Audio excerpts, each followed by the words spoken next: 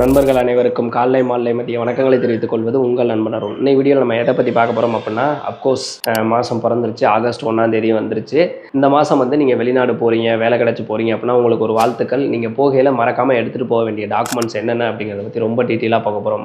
மாதம் இந்த documents video போட்டுருவோம். மோஸ்ட்லி டாக்குமெண்ட்ஸ் வீடியோ ஓரளவுக்கு எல்லாமே நம்ம போடுறது சேமாக தான் இருக்கும். ஆனால் ஒவ்வொரு மந்த் நம்ம எதனால் போடுறோம் அப்படின்னு கேட்டிங்கன்னா, அந்த பழைய வீடியோ நம்ம டெய்லியுமே மோஸ்ட்லி வீடியோ போட்டுருவோம். அப்படி இல்லை அப்படின்னா ஒரு நாள் 2 நாள் தான் மந்த்லி மிஸ் ஆகும். அப்போ பழைய வீடியோ ரொம்ப பேக்ல போயிடும். அதனால உங்களுக்கு இந்த மாசத்துக்கு தேவையான டாக்குமெண்ட் என்னன்றது தெரியாம போயிடும். அதனால ஒவ்வொரு மந்த்துமே நான் அந்த டாக்குமெண்ட்டை ஒரு தடவை செக் பண்ணி என்னென்ன டாக்குமெண்ட் வேணும் அப்படிங்கிறத செக் பண்ணி அதுக்கப்புறமேட்டு அதை நான் வீடியோவா போட்டுட்டு இருக்கேன். இது வரைக்கும் பெருசா ஒன்றும் மாற்றங்கள் கிடையாது. ஓகேங்களா? நீங்க ஏற்கனவே நம்ம டாக்குமெண்ட்ஸ் வீடியோ பார்த்துருக்கீங்க அப்படின்னா இதை பார்க்கணும் அப்படிங்கிற அவசியம் கிடையாது. இல்லை இப்பதான் பாக்குறீங்க, இல்லை நான் ஒரு தடவை பார்த்துக்கிறேன் அப்படின்னா இந்த வீடியோ கடைசி வரைக்கும் பார்த்து என்னென்ன பாஸுக்கு என்னென்ன டாக்குமெண்ட் தெரிஞ்சுக்கிட்டு போறது ரொம்பவே பெட்டர். ஓகேங்களா? ஃபர்ஸ்ட் இ பாஸை பொறுத்த வரைக்கும் ஆர்எம்ஐ பாத்தீங்க அப்படின்னா உங்கள்ட்ட இருந்துச்சு அப்படின்னா அதை எடுத்துக்கங்க. ஆர்எம்ஐ ஆனால் கேட்க மாட்டாங்க. நீங்கள் கையில் ஒரு பிரிண்ட் அவுட் எடுத்து வச்சுக்கோங்க. கட்டாயம் கேட்கறது என்னென்ன அப்படின்னு கேட்டிங்கன்னா, உங்களோட ஐபிஏ கேட்பாங்க. ஐபிஏனா விசா, அதுக்கப்புறம் original passport, SG arrival card, ticket கேட்பாங்க. டிக்கெட் இது எல்லாத்தையுமே பிரிண்ட் அவுட் எடுத்து வச்சுக்கோங்க. நீங்கள் ரூம் இங்கேருந்து போகிறதுக்கு முன்னாடியே ரூம் ரிஜிஸ்ட்ரேஷன் பண்ணிட்டு போகிறது ரொம்ப ரொம்ப நல்லது. அப்படி பண்ணாமல் போனீங்க அப்படின்னா அங்கே போயிட்டு நீங்கள் தம் பிரிண்ட் வைக்கிறதுல ப்ராப்ளம் வர்றதுக்கான சான்சஸ் நிறையா இருக்குது. அதனால ரூம் ரிஜிஸ்டர் பண்ணிட்டு போயிருங்க. அப்படி இல்லை அப்படின்னா நீங்கள் அங்கே போயிட்டு சீக்கிரமே ரூமை ரிஜிஸ்டர் பண்ணிடுங்க. ரிஜிஸ்ட்ரேஷன் பண்ண ரூமில் தான் இருக்கணும். அப்படி இல்லை அப்படின்னா அது இல்லீகல். ஓகேங்களா? அடுத்தது எஸ்பாஸை பொறுத்த வரைக்கும் விசா தேவை, பாஸ்போர்ட் தேவை, எஸ்ஜி அரைவல் கார்டு தேவை, ரூமு, டிக்கெட்டு. ரூமுமே பார்த்தீங்க அப்படின்னா எல்லா பாஸுமே ரூம் ரிஜிஸ்ட்ரேஷன் பண்ணியிருக்கணும். ஓகேங்களா? இந்த டாக்குமெண்ட் இருந்துச்சு அப்படின்னா நீங்கள் எஸ்பாஸில் போகலாம். எல்லாத்தையுமே சாஃப்ட் காப்பியாக வச்சுக்காம கண்டிப்பாக ஒரு பிரிண்ட் அவுட் எடுத்து வச்சுக்கோங்க. அடுத்ததான் என்டிஎஸ் பர்மிட். என்டிஎஸ் பர்மிட்டை பொறுத்த வரைக்கும் விசா கண்டிப்பாக இருக்கணும். Passport, ticket, vaccine certificate, bond paper, கண்டிப்பாக பாண்டு பேப்பர் இருக்கணும். இப்போ நான் எஸ்பாஸுக்கும் இ பாஸுக்கும் சொல்லினா பாண்டு பேப்பர் சொல்லியிருக்க மாட்டேன். ஆனால் என்டிஎஸ் பர்மிட்டுக்கு கண்டிப்பாக பாண்டு பேப்பர் இருக்கணும்.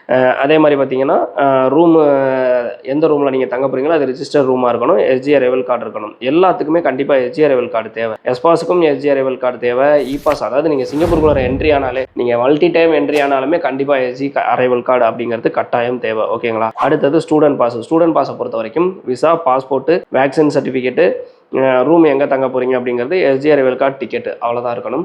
நல்லா தெரிஞ்சுக்கங்க. நீங்கள் ஒர்க் பர்மிட்டில் போகிறீங்க அப்படின்னா உங்களுக்கு விசா யார் கொடுப்பாங்க அப்படின்னா எம்ஓஎம்ல தான் கொடுப்பாங்க. ஆனால் ஸ்டூடெண்ட் பாஸை பொறுத்த வரைக்கும் உங்களுக்கு விசா யார் கொடுப்பாங்க அப்படின்னு கேட்டிங்கன்னா ஐசிஎல்ல இருந்து தான் உங்களுக்கு விசா வரும். ஓகேங்களா? அடுத்தது டிஇபி பாஸ், டிடபிள்யூ பாஸ். டிடபிள்யூ பாஸில் இப்போ யாரும் ரொம்ப அதிகமாக போகிறது கிடையாது.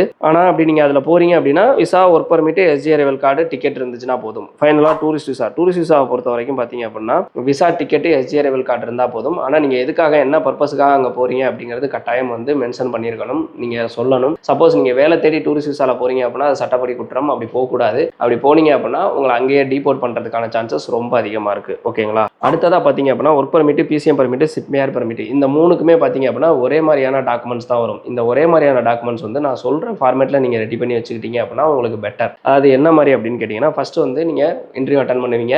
அட்டன் பண்ணோன்னா உங்களுக்கு ஐபிஏ வரும். ஐபி வந்தோன்னா அதில் சேலரி டீட்டெயில்ஸ் எல்லாமே போட்டிருக்கும். அது வந்தோடனே நீங்கள் இமீடியட்டாக பணத்தை மொத்தமாகவும் ஏஜென்ட்டை கட்டிடாதீங்க, டிக்கெட்டும் போட்டுறாதீங்க. அதுக்கு அடுத்தது என்ன பண்ணணும் அப்படின்னா ஹவுசிங் அப்ரூவலுக்கு நீங்கள் வெயிட் பண்ணணும். இப்போ பார்த்தீங்க அப்படின்னா ஹவுசிங் அப்ரூவல் கொஞ்சம் டிலே ஆகி தான் வருது. இப்போ இடையில இப்போ போன மாதம்லாம் கொஞ்சம் ஸ்பீடாக தான் இருந்துச்சு. இப்போ கொஞ்சம் டிலே ஆகுது housing approval. So housing approval வர்றதுக்கு உங்களுக்கு டைம் ஆச்சு அப்படின்னா நீங்கள் பணத்தை மொத்தமாக கட்டிட்டு வெயிட் பண்ணீங்க அப்படின்னா உங்கள் வீட்டிலே உங்களுக்கு ப்ரெஷர் அதிகமாக இருக்கும். அதனால நீங்கள் ஐபி வந்தோன்னா ஒரு அட்வான்ஸ் மாதிரி ஒரு அமௌண்ட் கூட ஏஜென்ட் கட்டிடலாம். கட்டிட்டு நீங்கள் வெயிட் பண்ணீங்கன்னா ஹவுசிங் அப்ரூவல் வரும். ஹவுசிங் அப்ரூவல் வந்தோன்னே ஏஜென்ட் டிக்கெட் போட சொல்லுவாங்க.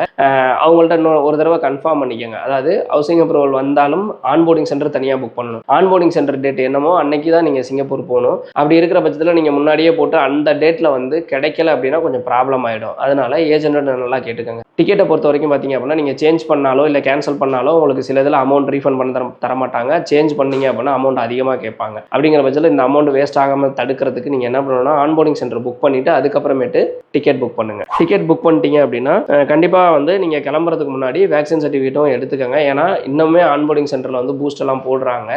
அதனால வேக்சின் சர்டிஃபிகேட் எடுத்துக்கோங்க. அதே மாதிரி பாண்டு பேப்பர் எடுத்துக்கோங்க. எஸ்ஜி அரைவல் கார்டு எடுத்துக்கோங்க.